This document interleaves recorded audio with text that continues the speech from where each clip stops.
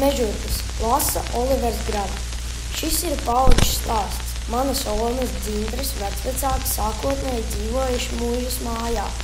Līdz ar to piedzīvoju gan mūžas, gan kokmūžas, grūžas laikus.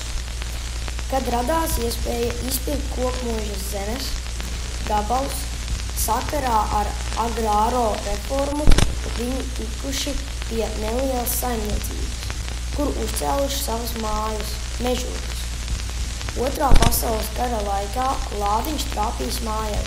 Precīzi gads nav zināms, bet varētu būt 1944. gads, kad frontes līnija pietuvojās arī mežurkām. Tā bija guļbaļķu ēka.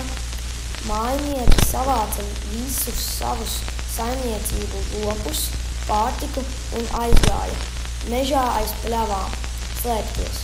Nav precīzi zināms, cik dienas viņi mežā uzturējās, bet kādā dienā Olmes prāts kļuva nemierīgs. Viņa gribējusi iet paskatīties, kas ar to māju notiek.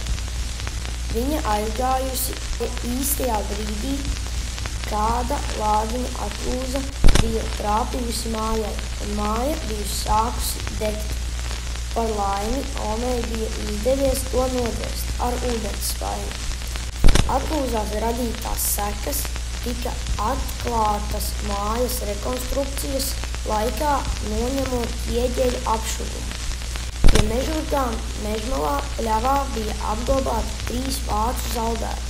Tēvs ar kaimiņu bija paslēpušies un pa gabalu redzējuši, kā zaldēti tiek maisos aprakti.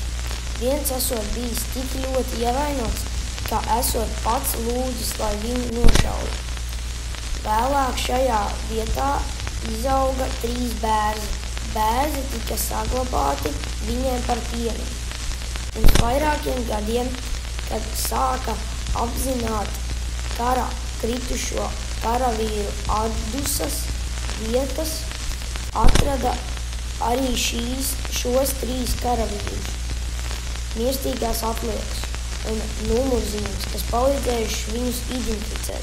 Lepojamies, ka jau 5. paudze dzīvojam Kocēnos.